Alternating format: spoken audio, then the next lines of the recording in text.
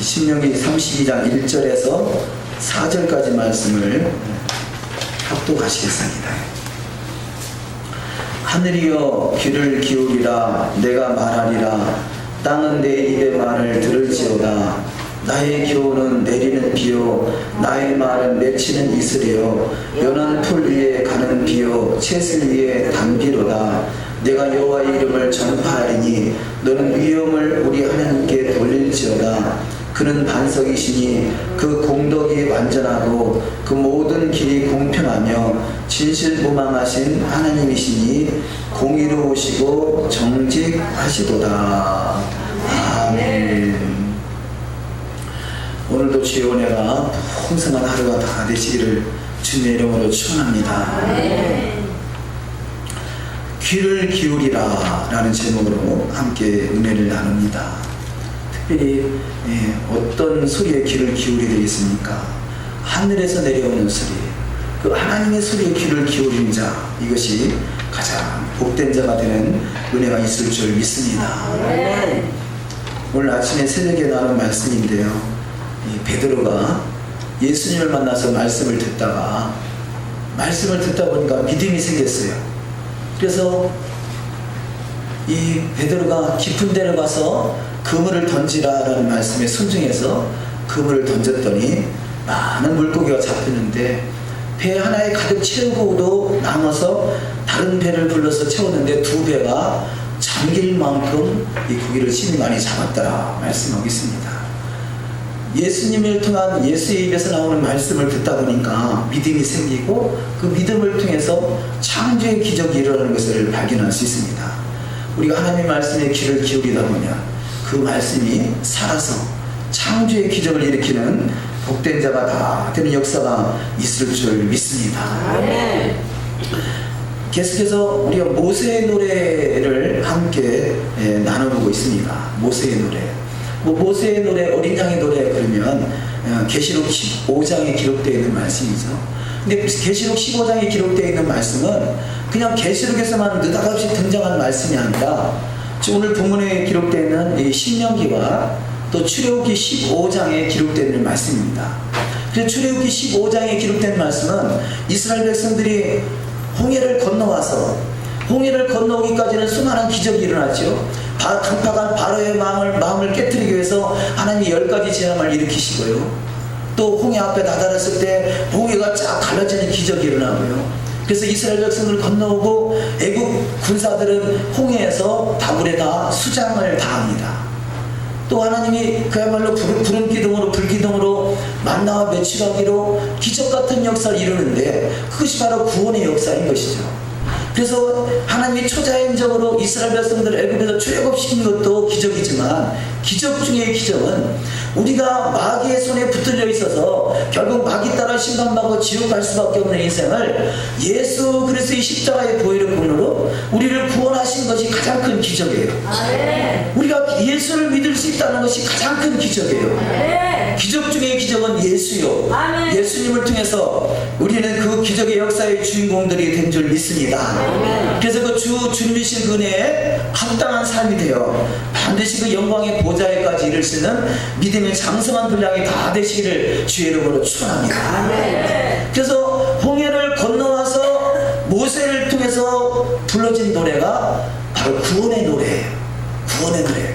홍해를 건너와서 어떻게 하나님이 초자연적으로 우리를 인도했는가, 그것을 은혜에 감사해서 모세가 시를 지어서 부른 노래가 바로 모세의 노래고요. 그래서 출애굽기 15장에서는 바로 구원의 노래라 그렇게 표현합니다. 그래서 출애굽기 15장에서 불러진 구원의 노래, 모세의 노래는 두 가지가 있죠. 첫 번째는 구원의 노래고 오늘 본문 말씀에 기록되어 있는 모세의 노래. 이제는 출애굽할 때 시작한 그 구원의 노래, 마지막에 이제는 이 출애굽의 여정을 마치고 이제는 40년의 그 여정을 마치고 이제는 그 느보산에서 바라보이는 그 여리고성 앞에는 요단강이 놓여 있습니다. 그 요단강만 건너가면 이제는 그 가나안 땅에 들어가는 것이에요. 그 가나안 땅을 바라보면서 하나님이 이 모세에게 너는 노래를 지어서 바로 백성들에게 노래를 가르치라. 왜냐, 이스라엘 백성들이 가나안에 건너가게 되면 저들이 또 하나님을 잊어버리고 또 하나님을 멀리하고 하나님의 말씀을 멀리하게 될 것이다. 그래서 저들이 멀리할 때 하나님을 멀리하면 심판이 있다는 것을 분명하게 가리키라. 그래서 그 분명하게 가리키는 그것을 노래로 지어서 가리키는 노래가 바로 심판의 노래, 모세의 노래입니다. 그래서 모세는 두 가지 노래가 있죠. 첫 번째는 구원의 노래예요. 두 번째는 심판의 노래예요.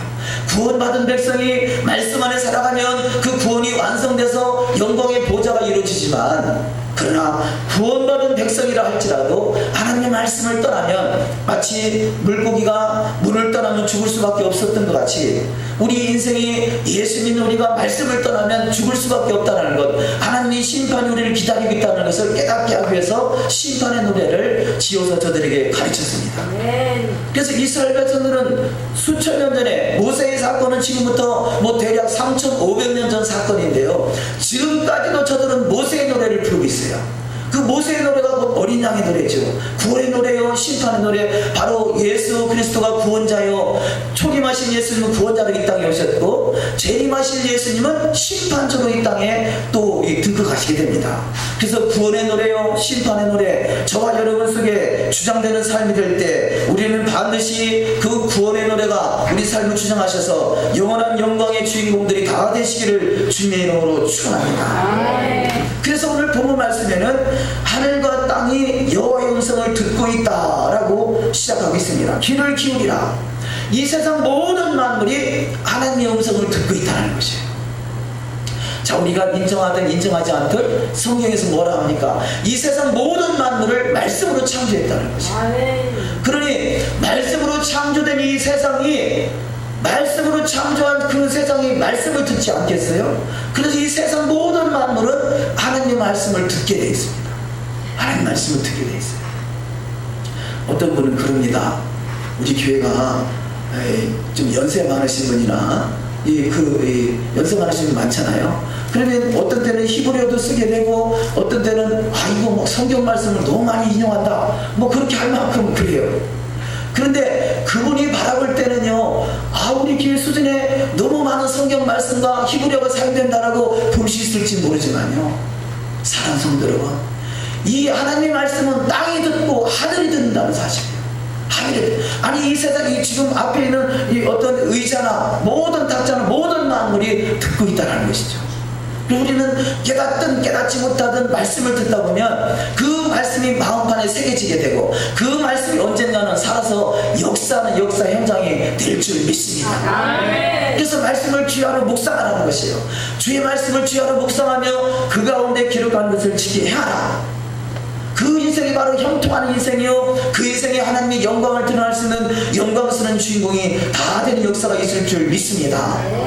행여라도 이 성경 구절이 많이 인용이 되니까 좀 힘들고 어려우시더라도 말씀을 잘 꼭꼭 씹어서 잘 마음에 새기면 언젠가 그 말씀이 살아서 역사하는 역사의 주인공이 다 될 줄 믿습니다. 하늘과 땅이 여호와의 음성을 듣는다. 신명기 32장 1절은 말씀하고 있습니다. 하늘이여 귀를 기울이라. 내가 말하리라. 땅은 내 입의 말을 들을지로다. 하나님이 여호와의 말씀에 귀를 기울이게 되고요, 땅이 여호와의 음성을 듣는다 말씀하고 있어요. 이 세상을 하나님이 말씀으로 창조했습니다. 그러면 땅도 무엇으로 창조된 거예요? 말씀으로. 그러면 사람은 어찌된 이 성경에서 하나님이 흙으로 사람을 빚었다라고 하시기 때문에 이 사람의 존재는 말씀으로 창조되지 않은 것 같지만요, 하나님이 흙으로 빚었는데 그 흙 자체가 말씀으로 창조된 거잖아요. 그러니까 결국 사람도 말씀으로 창조된 인생이란 말이에요. 말씀으로 흙을 만드시고 흙으로 사람을 만들었으니, 그러니 당연히 말씀으로 창조됐겠죠. 창조됐죠. 그렇다면 하늘이여 귀를 기울이고 땅도 내 입의 말을 듣는 것 같이 우리는 하나님의 말씀을 듣고 그 말씀에 귀를 기울일 때, 바로 이 베드로가 말씀을 처음 들었지만, 예수님을 만나서 처음 말씀을 들었지만 말씀을 듣다 보니까 믿음이 생기고, 저분이 하시는 말씀 그대로 이루어지겠구나 라는 확신이 서게 되고, 그 말씀을 붙들고 깊은 데 가서 그물을 던지라 했을 때 그 말씀에 순종해서 그물을 던졌더니 그물이 벼마다 찢어질 만큼, 배가 두 배가 잠길 만큼 많은 고기가 잡혔더라고 말씀하고 있습니다. 자, 이 말씀의 의도는 뭐 고기를 얼마큼 잡았느냐 그게 중요한 게 아니라 하나님의 말씀은 살아있다는 것이죠. 할렐루야. 하나님 말씀은 살아있어요. 그래서 하나님 말씀은 살았고 운동력이 있어요. 말씀을 아멘으로 순종하고 믿음으로 받다 보면요, 언제나 그 말씀이 살아서 역사한다는 사실입니다. 우리가 아브라함이 하나님을 믿음에 그러죠. 하나님을 믿는다 그 말 단어는요, 하나님을 믿는다는 단어는 아멘이라는 단어와 똑같은 단어예요. 히브리어로 보면 아멘은 우리가 할렐루야 그러면 아멘 하지 않습니까? 아멘은 믿습니다 라는 그 의도 속에는 내가 그렇게 따르겠습니다, 내가 그렇게 행동하겠습니다, 내가 그렇게 실천하겠습니다. 그래서 믿음은 곧 신실함이에요. 성경에서 이 믿음이라는 단어, 믿음이라는 단어가 신실함으로 더 많이 번역이 되어 있어요. 그래서 예수를 믿는다는 것은 예수를 믿는 믿음이 신실하다는 거죠. 우리가 말로는 아멘하고 행동으로 따르지 않는다면 그건 신실한 것이 아니죠. 우리가 아멘한다는 이야기는 결국 우리가 신실함으로 그분을 따른다는 말씀이에요.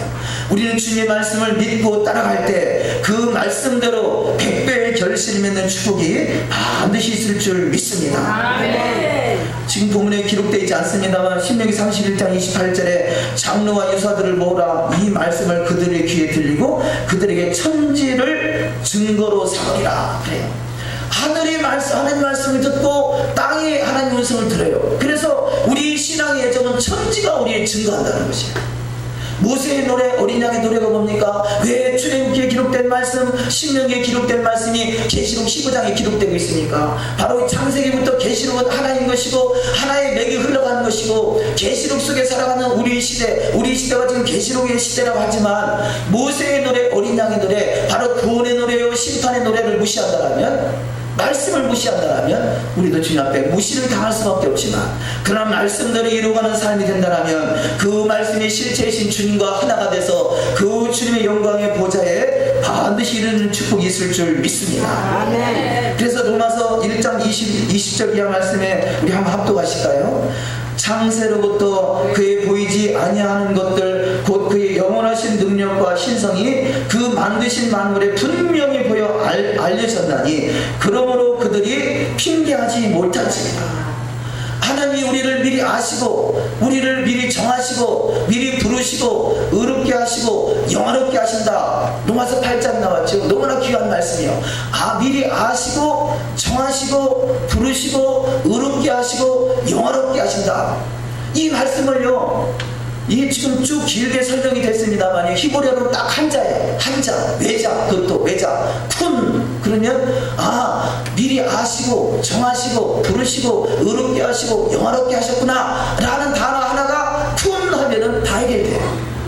저와 여러분의 인생 속에 하나님의 쿤하는 인생이 되시기를 주의 이름으로 축원합니다. 쿤한다는 것은 세운다는 뜻이에요. 세운다. 하나님이 우리를 부르셨어요. 미리 아시고 정하시고 부르셔서 의롭게 하셔서 영화롭게 하는 자리까지 갔는데 그것이 쿤하고 세워지는데, 그 영화로워지는 자리가 주님의 신부의 자리요, 주님의 보좌의 자리요, 주님과 더불어 천년 동안 왕노릇할 수 있는 자리예요.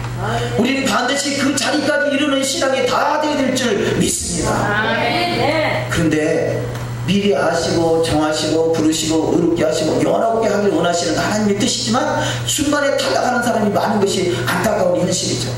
그래서 로마서 8장에는요, 땅이 이 세상에 피조되는 피조물들이 하나님의 아들들이 나오기를 고대하고 있고요, 또 하나님의 아들다운 아들이 없기 때문에 땅이 탄식한다 그래요. 왜 우리가 곡식에 농사를 짓는데 나름대로 정성을 다하는데 농사가 안 됩니까? 신실한 하나님의 아들, 하나님이 쿤하시는 그 쿤을 믿지 못하고 끝까지 믿음으로 살지 못하고 신실한 믿음으로 가지 못하니까 땅이 탄식을 한다는 것이에요. 땅은 우리의 인생의 그야말로 어떻게 보면 재료잖아요. 재료. 원래 재료. 그 재료가 무엇을 통해서 이 땅이 움직이느냐? 하나님의 아들들, 신실한 하나님의 아들을 통해서 그 아들의 명령에 따라, 아들의 말에 따라서, 아들의 행동에 따라서, 그 아들의 삶에 따라서 땅이 움직인다는 것이에요. 땅이 역사를 한다는 것이에요. 우리 인생이 타락하면 땅도 타락합니다. 아니, 땅이 열매를 내놓지 않아요. 하나님의 창조 원리는 그렇게 돼 있어요. 그러나 우리가 주님 앞에 신실한 믿음을 가지면 땅이 복종할 것이고 열매를 맺을 것이고 그걸 통해서 하나님께 영광 돌리는 삶이 다 될 줄 믿습니다. 그래서 창세로부터 이 모든 만물 신상에 하나님을 알만한 것을 보이셨다 말씀하고 있습니다. 로마서 8장 19절 말씀, 피조물에 고대하는 바는 하나님의 아들들에 나타나는 것이다 말씀하고요. 8장 22절에 피조물이 다 이제까지 함께 탄식하며 함께 고통하는 것을 우리가 아나니, 땅이 탄식하며 고통하는 이유가 하나님의 아들들, 아들다운 아들, 하나님의 푼하신 그것을 믿고 믿음으로, 신실한 믿음으로 가는 아들들이 그렇게 적다라는 것이죠. 우리가 바라보기는 하나님 말씀이 저와 여러분의 심령 속에 살아 역사하심으로 하나님의 푼하신 그 하나님의 창조의 원리대로 우리는 반드시 하나님의 아들들이 되시고 주님의 신부가 되시고 영원한 제사장이 되시고 주님과 더불어 천년 동안 왕노릇 할 수 있는 믿음의 장성한 분량이 다 될 줄 믿습니다. 아멘. 자, 그래서 우리는 첫 번째 이런 모든 창조 역사는 귀를 기울이는 것이요, 하나님 말씀에 귀를 기울이는 것이요. 또 우리는 때를 어떤지 묻었든지 전하라 그러잖아요. 누군가는 전해야 들을 수 있을 것이고 그 들은 말씀이 언제나 살아 역사할 것이고, 두 번째 말씀으로 토라는 하늘에서 내리는 비와 같습니다 라고 이 말씀드릴 수 있습니다. 토라를 율법이다 번역되기 때문에요. 율법이 무슨 뜻인지 그냥 모르고 율법, 성경에 구약에 기록된 말씀이 율법이구나 라고 밖에는 이해할 수 없어요. 근데 토라 속에는 너무 중요한 네 가지의 그 뜻이 있어요. 네 가지. 야라, 그래서 관역을 맞추다, 하나님의 의도를, 하나님의 심정을 정확하게 맞출 수 있는 관역을 맞추다 라는 뜻이고요. 또 하나는 하늘에서 비가 내리다 라는 뜻이 있어요. 하늘에서 비는 사람이 내리는 것이 아니에요. 하늘에서 내려오는 것이에요. 이 토라의 말씀은 하늘에서, 하나님의 입에서 나오는 말씀이에요. 그래서 이 모든 만물이 비를 먹으면 자라나지 않습니까? 하늘에서 내려오는 말씀을 먹으면 반드시 신앙이 자라나게 돼 있어요. 아멘. 근데 마귀는 성경 속에서 많은 부분에서요, 하늘에서 내리는 것이 아니라 이 장로들의 의존이요, 사람의 계명이요, 이런 것을 섞어놔 버렸어요. 할례를 받아야 구원이 있다, 이런 것들은 섞여지는 거거든요. 손을 씻고 먹어야 된다 라고 이런 것들이 섞여지는 거거든요.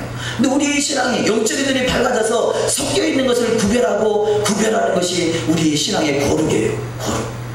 어떤 사람이 그 영광의 보좌에 이를 수 있겠습니까? 거룩한 자, 하나님의 말씀으로 구별된 자, 뭔가 옳은 것인지 그런 것인지를 구별하는 자, 그 또한 하나님이 눈을 열어주셔야 돼요. 저와 여러분의 눈이 열려져서 말씀이 분별되고 이것이 그야말로 세상말로 똥인지 된장인지 구별이 되죠. 섞여있는 인생이 아니라 우리는 확실하게 구별된, 그래서 신실한 믿음인가 거짓된 믿음인가 확실한 구별되는 신앙이 돼서 반드시 그 주님의 그 구별되는 주님의 영광, 그 거룩하신 주님을 만날 수 있는 믿음의 여정이 다 될 줄 믿습니다. 아멘. 그래서 지금 신명기 32장을 통해서 모세의 노래, 심판의 노래, 지금 계속해서 말씀하는 것은 바로 하나님의 심판의 노래가 선포되는데 하늘이 듣고 있고 땅이 듣고 있다. 하늘에서 비로 너희를 증거하고 있다. 모든 천하 만물이 너희를 증거하고 있다는 것이죠. 32장 2절 말씀 이하에 합독하십니다. 나의 교훈은 내리는 비요, 나의 말은 맺히는 이슬이요, 여는 풀 위에 가는 비요, 채스 위에 단비로다. 내가 여호와의 이름을 전파하리니 너희는 위엄을 우리 하나님께 돌릴지어다. 아멘. 하늘에서 내려오는 그 토라의 단비가 저와 여러분을 이 촉촉이 적셔서 참으로 아름답게 잘 자라날 수 있는 복된 열매 맺는 신앙이 다 될 줄 믿습니다. 아멘. 토라 얘기하다 잠깐 마쳤는데요, 관역을 정확하게 맞추다, 하늘에서 비가 내리다, 또 가르치다, 선생님, 또 부모도 바로 토라예요. 부모는 자식에게 가르치지 않습니까? 그렇듯이 가장 바른 길을 가르치는 것이 바로 이 네 가지 원리가 있어요. 그래서 이 율법 그러면 의도를 모르지만 토라 하면 그런 뜻이 있구나. 우리는 어찌하든 하늘에서 내려지는 그 토라의 단비가 저와 여러분을 잘 성장시키는 믿음의 장성한 분량이 다 될 줄 믿습니다. 아멘. 자, 세 번째 말씀으로 이 토라는 또 반석인 것을 말씀하겠습니다. 반석은 곧 예수 그리스도를 말하는 것이죠. 고린도전서 10장 4절 말씀. 다 같은 식물을 신령한 음료를 마셨으니 이는 그들을 따르는 신령한 반석으로부터 마셨으며 그 반석은 곧 그리스도시라. 자, 이스라엘 백성들이요, 반석을 쳐서 물이 나왔어요. 그 반석은 지금 신의 산에서 이루어졌던 반석에서 나온 물은 바로 이 고린도전서 10장 4절 말씀에는 이 신령한 반석은 곧 예수 그리스도다, 이렇게 말씀하고 있어요. 예수 그리스도가 우리의 생수가 돼서 우리가 주님을 신실하게 믿는 그 신앙 속에 배에서 생수가 흘러넘치는 역사가 있을 줄 믿습니다. 또 생수가 흘러넘쳐서 강같이 흘러서 마음으로 솟게 하는 역사가 있다라고 말씀하고 있습니다. 저와 여러분의 신실한 믿음, 주님이 반석되는 것, 주님이 나와 동행하면요, 마음으로 솟게 할 수 있는 역사가 저와 여러분의 입술을 통해서 나온다는 사실을 믿으시기를 주의 이름으로 축원합니다. 그래서 신명기 32장 4절 말씀에 그는 반석이시니 그 공덕이 완전하고 그 모든 길이 공평하며 진실무망하신 하나님이시니 공의로우시고 정직하시도다. 구약에서 나오는 반석은 바로 예수 그리스도를 말하는 것이고, 그 예수 그리스도는 공덕이 완전하고 모든 일에 공평하며 진실무망하신 하나님이시다, 공의로우시고 정직하시다 말씀하고 있습니다. 하나님의 나라의 보좌의 기초는 공의와 정의라고 성경은 말씀하고 있습니다.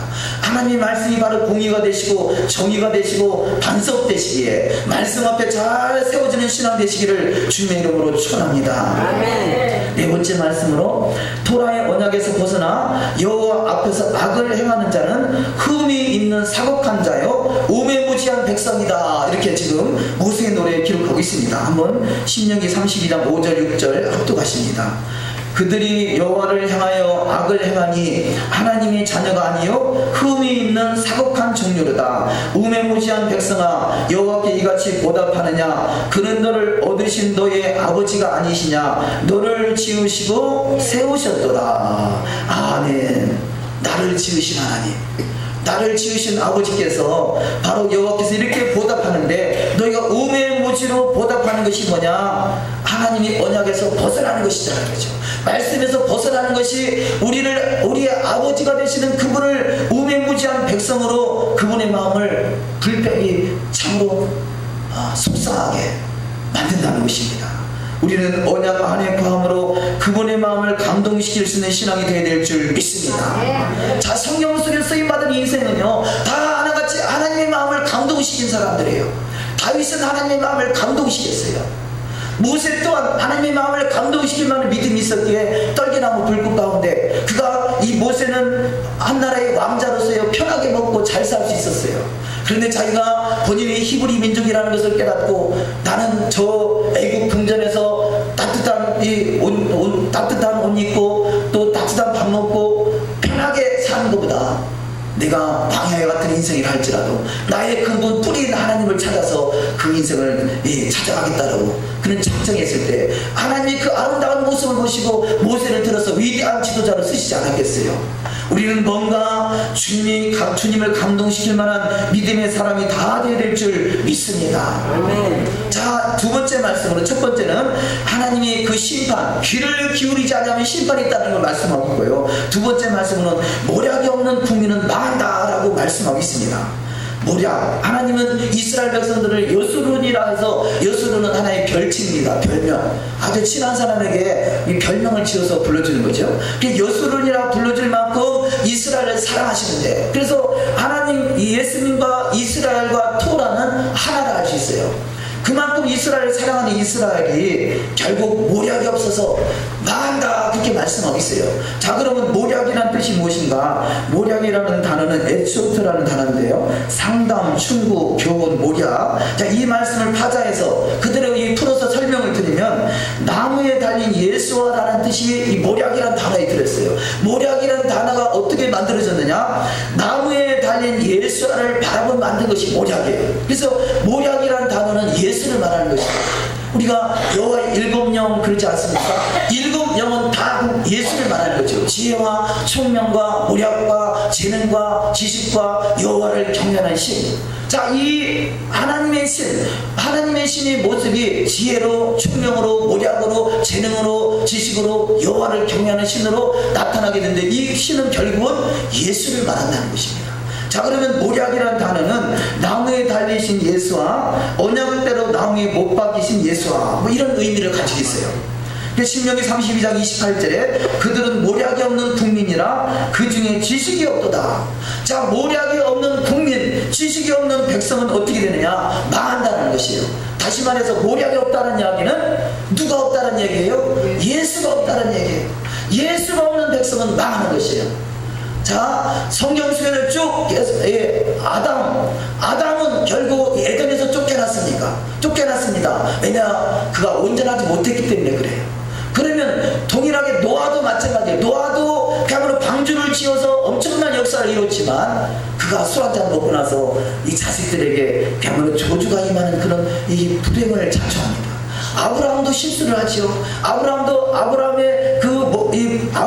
씨가 부인인 사라를 통해서 이 씨가 내려갈 것을 하나님 말씀하셨지만 아갈이라는 여인을 얻어가지고 거기서 씨를 얻음으로 말미암아 엄청난 재앙이 그 집안에 대대로 내려가 지금까지도 그 씨가 이스라엘이 싸우는 이유가 뭡니까? 이스라엘과 중동의 싸움이 바로 이삭과 이스마엘의 싸움이란 말이에요.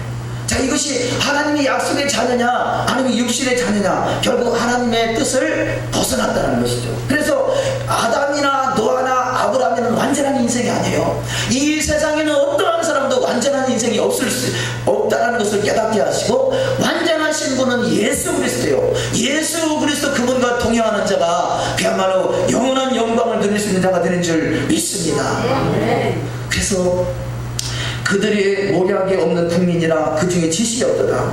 그래서 하나님을 아는 지식이 없으면 망한다. 하나님을 아는 지식은 바로 예수 그리스도를 말하는 것이고요. 우리 신앙이 우리가 뭐 주일 성수했다고 안식일을 지켰다고 11조를 했다고 뭔가 하나님 앞에 쓰임 받았다고 그게 천국 가는 조건이 아니에요. 천국 가는 유일한 길은 주님의 손을 붙들어야 돼요.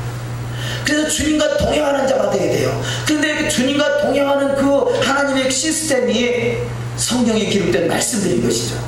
내가 말씀을 지켰다고 천국 간다 그게 아니라 말씀의 실제이신 주님이 그 말씀의 사이클 시스템 안에서 역사하기 때문에 우리는 말씀대로 이루어갈 때 그분의 손을 잡고 갈 수가 있는 것입니다. 그냥 뭔가 신앙으로 뭔가를 했다고 해서 그것이 천국 간다는 것은 그들 종교생활이라 합니다. 종교생활 형식적인 종교생활이죠. 우리의 실체는 모든 만물의 실체는 예수 그리스도예요. 예수님과 동행하는 자가 되시기를 주의 이름으로 축원합니다. 그것은 마치 신랑을 맞이할 준비를 잘해서 아름다운 집을 꾸며놨어요. 아주 멋들어진 인테리어를 해놨어요. 자동차도 사놓고 뭐 다 준비되어 있어요. 그래 준비만 돼 있다고 그것이 결혼생활이 아니잖아요. 그 준비된 그곳에 신랑이 들어와야 결혼생활이란 말이에요. 우리의 신앙이 뭔가 형식적인 신앙, 뭔가 형식적으로는 누가 봐도 아름다운 신앙. 그래서 이 바리새인과 서기관들은 형식적인 신앙이요. 누가 봐도 아주 아름다운 신앙이었어요. 그런데 예수님 보시기에는 그 속에 알맹이가 없다는 거죠. 우리는 반드시 실체가 되신 주님과 동행하는 신앙 되시기를 주님의 이름으로 축원합니다. 그 주님과 동행하는 비결은요, 애통이에요. 애통. 주님을 간절히 만나고 싶어서 애통하는 마음. 그래서 이 마음을 다하고 뜻을 다하고 정성을 다하여 그분을 사랑하는 것은요, 주님을 만나고 싶어서 내가 하는 모든 행동, 모든 습관, 모든 예배의 절차, 모든 과정 속에 주님이 나와 동행하길 원하는 그 애절함이 있을 때 사모하는 마음이죠.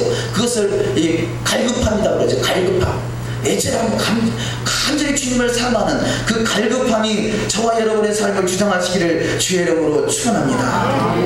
자, 다니엘서 11장 32절 합동하십니다. 그가 또 언약을 배반하고 악행하는 자를 속임수로 타락시킬 것이나 오직 자기의 하나님을 아는 백성은 강하여 용맹을 떨치리라. 아멘. 자, 하나님을 아는 백성, 예수 그리스도와 동행하는 인생은요, 그가 강하여 용맹을 떨치는 자가 돼요. 다니엘은 어떤 인생입니까? 다니엘은 어찌 보면요, 다니엘은 그가 포로 생활하는 자예요. 하나의 종이에요, 종. 그러나 그 인생 속에 하나님이 함께 했더니 그야말로 사자굴 속에서도 살아나오게 되고요, 원수의 목전에서 상을 풀어진 역사가 나타나게 되고요, 모든 사람보다 10갑절의 지혜와 총명을 주었다라고 이상과 몽조를 깨닫는 하나님의 은총을 베풀었다라고 말씀하고 있습니다. 이것이 바로 주님과 동행하는 자의 삶입니다. 요셉도 그렇죠. 요셉도 주님과 동행했더니 가는 곳곳마다 비록 그것이 감옥이 됐을지언정 아니면 보디발 아내에게 누명을 썼을지언정 어떤 상황 속에도 주님이 함께하니까 형통하게 되고, 바로 요셉은 예수 그리스도의 모델이단 말이에요. 저와 여러분이 그야말로 어느 곳에 있든지 주님과 동행하는 삶 되시기를 주의 이름으로 축원합니다. 이것은 하나님을 아는 지식이다 이렇게 말할 수 있어요. 근데 하나님을 아는 지식, 말씀을 벗어나서 주님과 동행할 수 없어요. 주님은 말씀 안에서 역사하기 때문에 그래요.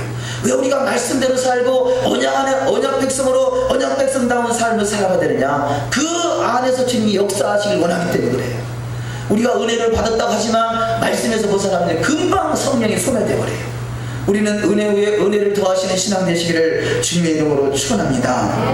호세아 4장 1절 이하 말씀 한번 합독하십니다. 6절까지. 이스라엘 자손들아 여호와의 말씀을 들으라. 여호와께서 이 땅 주민과 논쟁하시나니 이 땅에는 진실도 없고 인애도 없고 하나님을 아는 지식도 없고 나는 인애를 원하고 제사를 원하지 아니하며 번제보다 하나님을 아는 것을 원하노라. 아멘. 하나님을 아는 인생 되시기를 주의 이름으로 축원합니다. 안다라는 단어는 야다라는 단어요. 그것이 바로 동침한다 그 뜻이에요. 동침한다. 그러니 이 아담과 하와가 동침했더니 가인이 나오고 아벨이 나오잖아요. 주님을 더욱더 알아가는 신앙 되시기를 주의 이름으로 축원합니다. 이것은 그런데 이 말씀을 지켰다고 해서 그 아는 게 아니라 지키려고 노력하는 그 심령 속에 주님이 찾아오셔서 가라가 된다는 것이죠. 이것이 비결인 것이에요. 지켰다, 그래서 나는 천국 간다, 이것은 종교생활이에요. 지키기를 간절히 소망하는 그 심령 속에 주님이 동행하는 것, 이것이 바로 하나님을 안다라고 표현할 수 있는 것입니다. 신명기 32장 20절 말씀에 그가 말씀하시기를 내가 내 얼굴을 그들에게서 숨겨 그들의 종말이 없다함을 보리니 그들은 심히 패역한 세대요 진실이 없는 자녀이미로다. 패역한 세대다, 진실이 없는 자녀에게서는 하나님이 얼굴을 숨기시고 그들에게 종말이 다가오게 된다는 것이에요. 우리는 하나님 말씀 앞에 더욱더 진실하고 정결하고 더욱더 거룩해지는 신앙이 되시기를, 구별된 신앙 되시기를 주의 이름으로 축원합니다. 자, 두 번째 말씀으로, 큰 두 번째 말씀으로 이방인들로 시인하게 하며 분노를 일으키게 하십니다. 저들이 이스라엘 유대인들이요 하나님 말씀을 벗어나게 되니까 어떤 또 징계가 있느냐? 이방인들을 통해서 부끄러움을 당하게 하신다는 것이에요. 이스라엘이 얼마나 많은 이방인을 통해서 부끄러움을 당합니까? 애굽에 430년간 종살이한 것도 이방인이죠. 저들이 70년간 바벨론 포로로 끌려간 것도 이방인이죠. 2000년 동안 나라 없는 서름을 살아갔던 것도 이방인 지역에 흩어져서 그들이 살았던 것은 하나님은 언약 백성을 버린 게 아니에요. 우리는 이방 그리스도인 우리는요 하나님이 선택했던 유대인을 버렸다라고 생각했어요. 그래서 대체신학이라는 것이 나와서 얼마나 많은 이 그리스도인들이 유대인들을 핍박했는지 몰라요. 하나님은 사람 막대기와 인생 채찍을 통해서 저들을 깨닫게 하기 위한 것이지 버린 것이 아니에요. 반드시 하나님은 한번 pun한 것은 영원히 지키십니다. 그것을 믿고 살았던 이스라엘이 지금 이제 그들이 나라가 회복되는 역사, 아주 기적적인 초자연적 역사가 저들 속에 나타나지 않습니까? 그것은 바로 끝까지 믿음으로 지키고 살아남는 자에게 하나님의 영광을 드러낼 수 있는 영광의 주인공이 다 될 줄 믿습니다.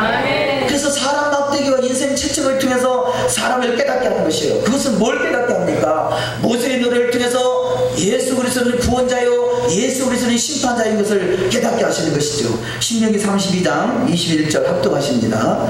그들이 하나님이 아닌 것으로 내 질투를 일으키며 허무한 것으로 내 진노를 일으켰으니 나도 백성이 아닌 자들로 그들에게 시기가 나게 하며 어리석은 민족으로 그들의 분노를 일으키리로다.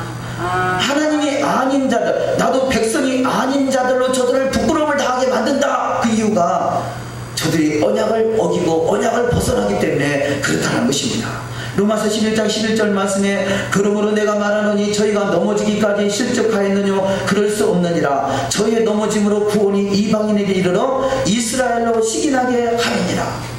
이스라엘보다 오히려 이방인 그리스도인들이 더 많이 구원받는 것을 보고서 저들의 마음을 시기나게 한다. 왜냐? 언약을 벗어났다는 거죠. 그런데 이 말씀을 보니까 아예 이스라엘 백성들을 버렸다 그게 아니라 내가 넘어지기까지 실족하였느뇨 그럴 수 없느니라.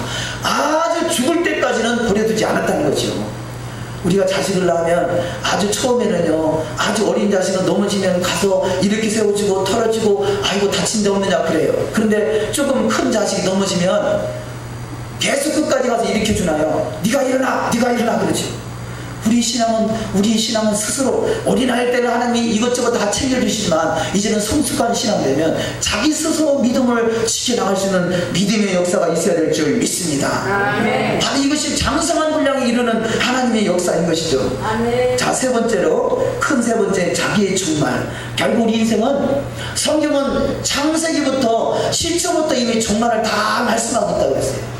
창세기 보니까 도대체 이 인생이 어떻게 시작되는가 모르고 계시록에 와보니까 아 그렇구나 그게 아니라 창세기부터 하나님의 종말을 다 말씀하고 있다는 것입니다.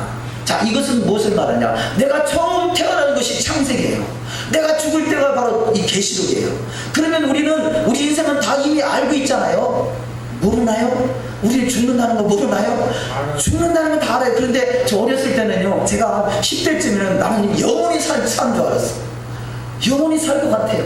근데 나이 먹으면서 아 나도 늙어가고 있구나, 아 그럼 나도 죽어가고 있구나 라는 것을 생각하게 됐어요.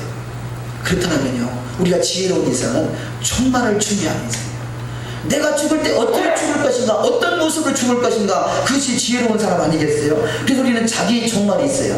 자, 우주적인 종말은 창세기부터 계시록까지지만 그것도 종말이 아니죠. 새 역사가 시작되는 것이죠. 나의 종말은 내가 태어날 때의 시작이요, 내가 죽을 때는 마지막이에요.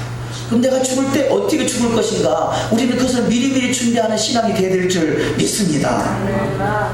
신명기 32장 1절에 하늘이여 귀를 기울이라 내가 말하리라 땅은 내 입의 말을 들을지어다. 이게 종말을 준비하는 사람이에요. 종말을 준비하는 사람, 이 세상을 창조하시고 나를 창조하신 그분의 음성을 듣고 그분의 뜻에 따라서 어떻게 하면 그분 주님의 뜻을 분별하고 그분의 뜻에 합당한 사람이 될까를 준비하는 것이 종말을 준비하는 자예요. 내가 뭐 재산 많이 쌓으면 재산 가지고 가나요? 아니요.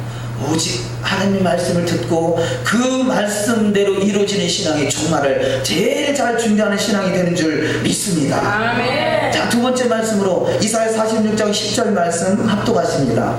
내가 시초부터 종말을 알리며 아직 이루지 아니한 일을 옛적부터 보이고 이르기를 나의 뜻이 설 것이니 내가 나의 모든 기뻐하는 것을 이루리라 하였노라. 아멘. 시초부터 종말을 말씀하고 계신 하나님께서 반드시 하나님이 한번 정하신 것은 영원하다는 것이죠. 한번 정하신 것은 반드시 이루어진다는 것이죠. 하나님이 6일 동안 창조하시고 7일째 안식하신 것 같이 6천년의 역사가 차고 예수님이 체림하셔서 이 세상을 1000년 동안 안식으로 다스리는 시대가 앞으로 도래할 시대예요. 이것은 바로 이미 창세기 1장 1절에 예언된 말씀이고요. 말씀대로 이루어가는 것 같이 저와 여러분을 선택했을 때는 반드시 하나님이 푼하신다는 사실을 깨달아서 어떤 인생이 푼해질 수가 있겠습니까? 말씀을 듣고 그 말씀을 묵상하며 그 말씀대로 이루기 위해서 몸부림을 치면하는 인생은 반드시 영화로워지는 축복의 자리에 이르는 역사가 있을 줄 믿습니다.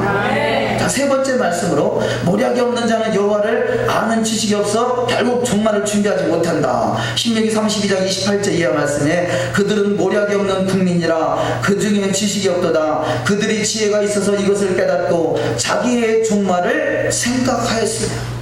지식이 있는 자는 하나님의 말씀을 듣는다는 것이죠. 아니, 종말을 준비하는 자는 하나님의 말씀을 듣는다는 것이죠. 나는 영원히 살 수 있을지 모르고 있을 것 같지만요, 우리는 한 치 앞도 내다보지 못하는 것이 인생이에요. 한 치 앞도 내다보지 못하는 것. 그래서 우리는 그 영원한 그 영광의 보좌에 종말을 잘 준비할 수 있는 자, 하나님을 아는 지식으로 가득 채워주시고 그 하나님 말씀이 내 안에서 언젠가는 살아서 역사한다는 사실을 깨달아서 말씀을 채우되 배까지 가득 채우시고 배 채우되 창자에까지 가득 채워지는 축복이 있으시기를 주의 이름으로 축원합니다.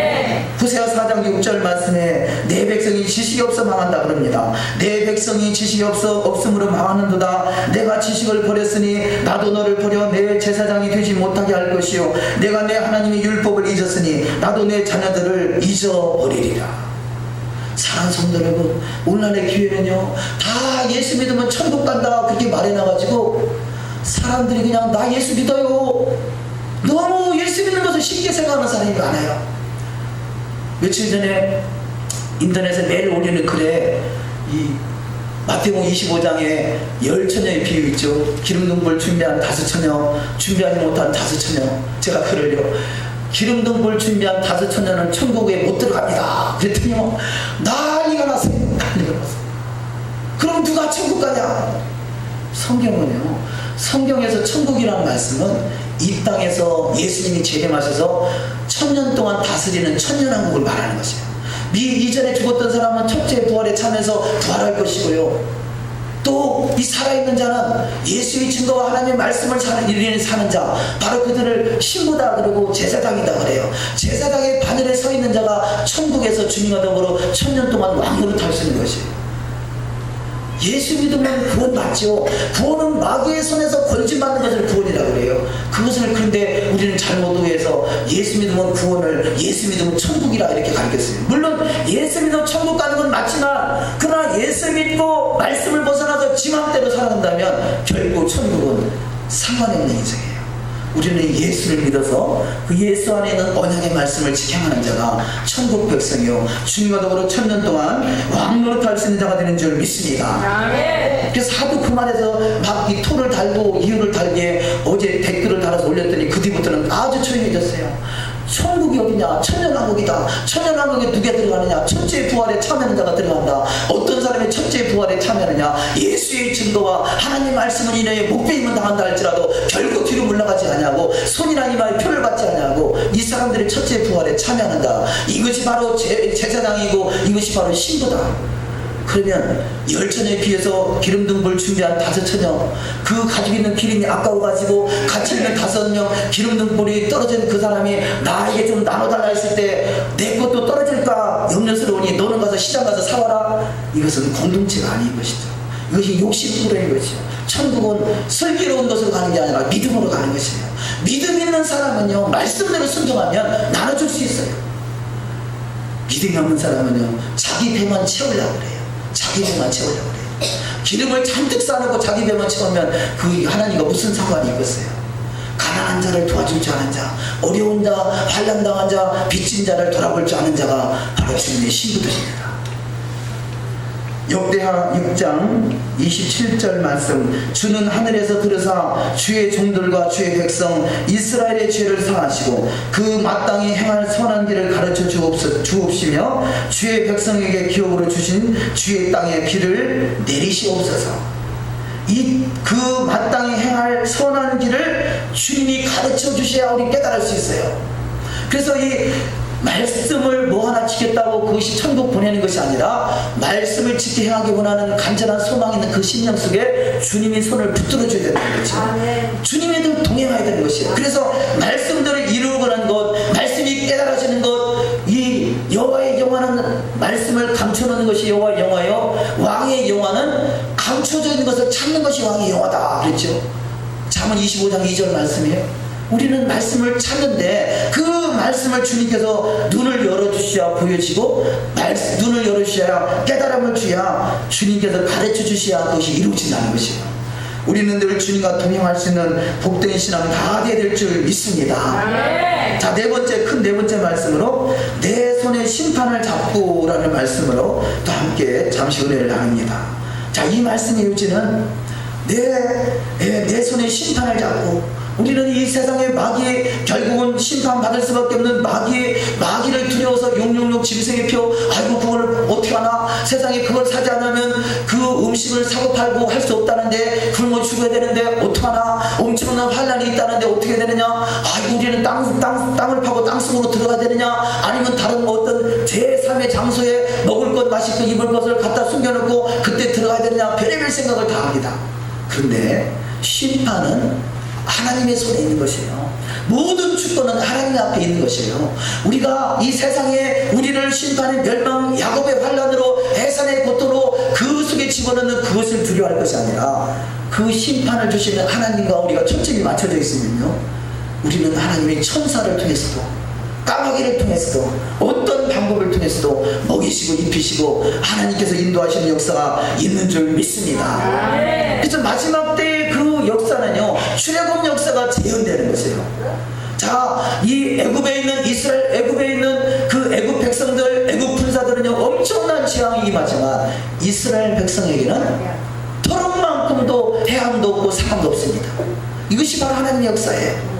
성경의 역사는 출애굽 역사와 동일한 역사가 마지막에 이루어지는데, 우리가 주님 앞에 오직 주님의 사랑에 내어서 주님만 바라보고 가는 인생은요 토론만큼도 다치지 않고 해함도 없고 상함도 없이 주님께서 눈동자같이 지키시는 역사가 있는 줄 믿습니다.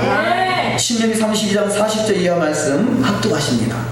내가 하늘을 향하여 내 손을 들고 말하노라. 나의 영원히 삶을 두고 맹세하노니 나의 번쩍이는 칼을 갈며 내 손에 심판을 잡고 나의 대적에게 보수하며 나를 미워하는 자에게 보응할 것이라. 아멘. 자, 41절에 나의 번쩍이는 칼을 갈며 누구 손에 심판을 잡고, 내 손이 누구냐? 예수님의 손이에요. 예수님의 손에 심판이 있는 것이에요. 예수님의 손에 부귀가 있고요, 예수님의 손에 명예가 있고요, 예수님의 손에 모든 영광이 있어요.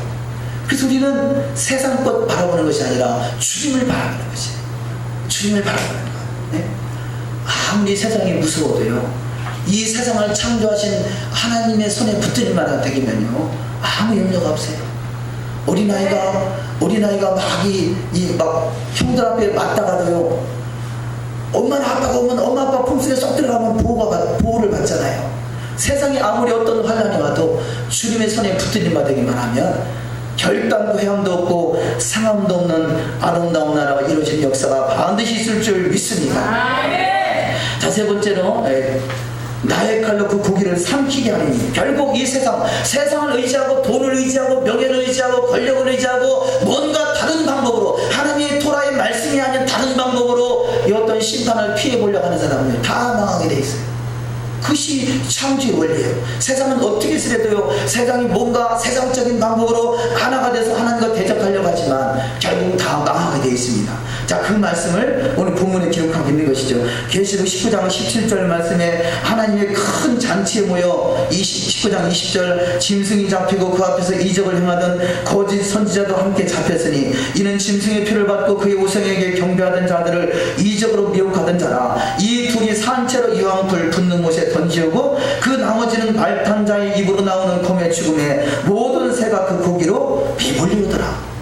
세상적인 방법으로 뭔가 심판을 피해보려고 하는 사람들. 그래서 지금은요, 이 세상 왕들은 다 그 자기가 피할 장소 지하의 땅굴을 다 파놓고 있어요.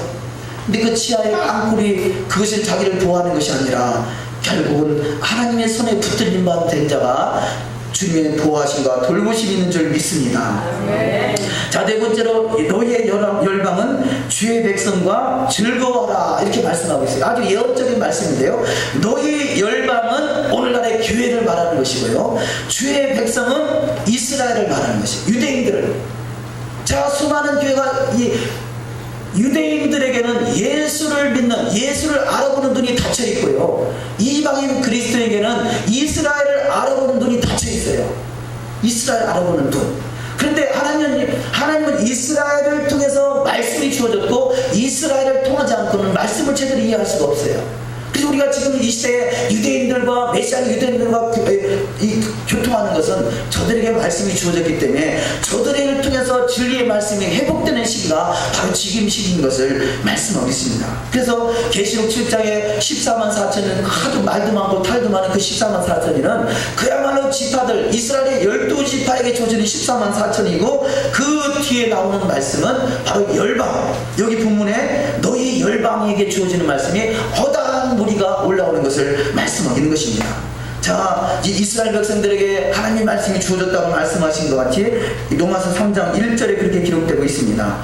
그런즉 유대인의 나음이 무엇이며 할례의 육이 무엇이며 범사의 많으니 첫째는 저희가 하나님의 말씀을 맡았음이니라. 유대인들은 하나님의 말씀을 맡은 백성들이에요.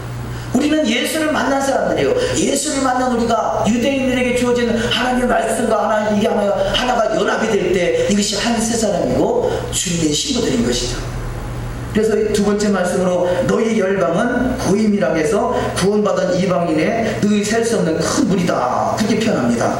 계시록 7장 9절에 이 일 후에 내가 보니 각 나라와 족속과 백성과 방언에서 아무라도 능히 셀 수 없는 큰 무리가 흰 옷을 입고 손에 종려가지를 들고 보좌 앞과 어린 양 앞에 서서 큰 소리로 외쳐가르되 구원하심이 보좌에 앉으신 우리 하나님과 어린 양에게 있도다 하니. 아멘. 저와 여러분에게는 열방에 포함되는 열방의 민족으로서 우리는 예수를 만난 사람들입니다. 그럼 이제는 말씀으로 회복되는데 우리는 중점을 둬야 돼요.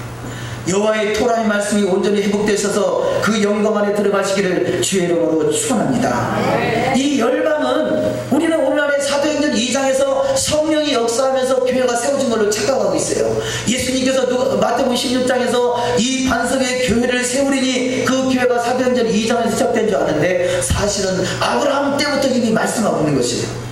창세기 18장 18절에 아브라함은 강대한 나라가 되고 천하 만민은 그로 말미암아 복을 받게 될 것이 아니냐. 바로 이 말씀은 아브라함은 강대한 나라, 천하 만민이 복을 받는 이것이 바로 교회의 것이다. 천하 만민. 우리는 바로 그래서 그 천하 만민 하나님이 미리 아시고 정하시고 부르시고 의롭게 하시고 영화롭게 하는 자리가 천하 만민이 받을 복된 자리고, 그래서 아브라함은 우리 믿음의 조상이라고 하는 것이고, 아브라함이 그야말로 달리 표현하면 아버지예요. 아버지. 믿음의 조상, 아버지. 그래서 아브라함의 그 계보 속에, 아브라함의 계보 속에 연결되어 있지 않으면 우리는 부활이 없다라는 것이죠. 아브라함이 믿음의 조상이기 때문에 혈통적 이스라엘과 믿음의 이 이방인 열방에 있는 교회를 하나 되게 하기 위하시는 것이 마지막 하나님의 뜻입니다. 자, 그대로 쭉 내려가서 에베소서 2장 13절 말씀에 이제는 전에 멀리 있던 너희가 그리스도 예수 안에서 그리스도의 피로 가까워졌느니라. 그는 우리의 화평이시니라. 둘로 하나를 만드사 중간에 막힌 담을 하시고 원소된 것 곧 의문에 속한 계명의 율법을 자기 육체로 피하셨으니 이는 이 둘이 자기 안에서 한 세 사람을 지어 화평하게 하시고 또 십자가로 이 둘을 한 몸으로 하나님과 화목하게 하려 하심이라. 원소된 것을 십자가로 소멸하시고. 아멘. 14절에 보니까 둘로 하나를 만드사 중간에 막힌 담을 하신다. 예수 믿는 유대인들과 이들이 이 혈통적 이스라엘이라면요, 이방인 그리스도를, 예수 믿는 이방 그리스도인가 하나가 되는 것, 이것이 막힌 담을 하는 것이고, 이것이 2장 15절 줄친 부분에 이 둘로 자기 안에서 한 세 사람을 지어 화평하게 하시고 16절에 이 둘을 한 몸이다, 이렇게 말하는 것이에요. 우리는 반드시 이스라엘과 하나가 돼야 돼요. 그리고 우리는 이스라엘을 위해서 기도해야 돼요. 그동안에 이스라엘에 대한 정체성이 너무나 없었는데, 첫째는 내가 온 이스라엘, 하나님의 사람 이스라엘인 것이고요, 혈통적 이스라엘과 하나 되는 것이, 이것이 한 몸인 것이고 한 세 사람이고 주님의 천년왕국에 들어갈 수 있는 믿음의 사람이 되는 줄 믿습니다. 아멘. 자, 마지막 말씀으로 토라는 생명나무다, 이렇게 말씀드리겠습니다. 토라, 생명나무, 에덴 동산에 있었던 생명나무가 바로 토라라는 것이죠. 하나님의 말씀을 벗어났기 때문에 생명나무를 잊어버리고 이 세상으로 쫓겨났지 않습니까? 생명나무의 하나님의 말씀 토라를 먹고 토라의 말씀으로 사는 인생은 생명나무 과실을 먹는 것이에요. 그래서 천년 동안 주님과 더불어 왕노릇할 수 있는 복된 자가 되는 줄 믿습니다. 창세기 2장 9절 말씀에 여호와 하나님이 그 땅을 보기에 아름답고 먹기에 좋은 나무가 나게 하시니 동산 가운데는 생명나무와 선악을 알게 하는 나무도 있더라. 그런데 이 말씀이 계시록 2장 7절에 가면 귀 있는 자는 성령이 교회들에게 하시는 말씀을 들을지어다. 이기는 그에게는 내가 하나님의 낙원에 있는 생명나무의 열매를 주어 먹게 하리라. 아멘. 어떻게 할 때 생명나무의 열매를 먹게 한다고 그래요? 말씀을 들을 때, 귀 있는 자가 주의 말씀을 들을 때, 듣고 듣는다는 것은 히브리어는요, 듣는다는 것은 곧 행동한다는 것을 말해요. 말씀을 듣고 지행하는 자에게 생명나무가 다시 주어지는 축복이 있는 줄 믿습니다. 토라는 생명나무입니다. 그래서 이 토라의 말씀을 먹고 자라는 자가 생명나무를 따먹는 것이고, 그를 통해서 생명나무의 실체가 되신 예수님과 동행하게 될 것이고, 예수님과 동행함으로 예수님의 손을 잡고 천년왕국의 그 메시아 왕국에 입성해서 주님과 더불어 천년 동안 왕노를 탈 수 있는 복된 자가 될 줄 믿습니다. 자, 마지막에 결론적으로 끝에 보면 계시록 15장 3절과 4절이 기록되어 있습니다. 우리 한번 계시록 15장 3절과 4절을 합독하십니다. 시작. 하나님의 종 모세의 노래 어린 양의 노래를 불러 가로되 주 하나님 곧 전능하신 이시여 하시는 일이 크고 기이하시도다. 만국의 왕이시여 주의 길이 의롭고 참되시도다. 주여 누가 주의 이름을 두려워하지 아니하며 영어롭게 하지 아니하오리까. 오직 주만 거룩하시니이다. 주의 의로우신 일이 나타났음에 만국이 와서 주께 경배하리이다 하더라. 아멘. 자, 지금 이 출애굽기 계시록 15장 3절 4절 말씀이에요. 신천지는 그래요. 와서 그들이 전도할 때 당신들 모세의 노래 어린 양의 노래가 뭔지 알아요? 그런단 말이에요. 그러면 우리는 그거 별로 안 들어본 것 같아서 글쎄요 그랬더니 세상에 모세의 노래도 어린 양의 노래도 모르고 어떻게 천국 간다고 생각하십니까? 그런단 말이에요. 사랑하는 성도 여러분, 모세의 노래 어린 양의 노래가 뭐라고요?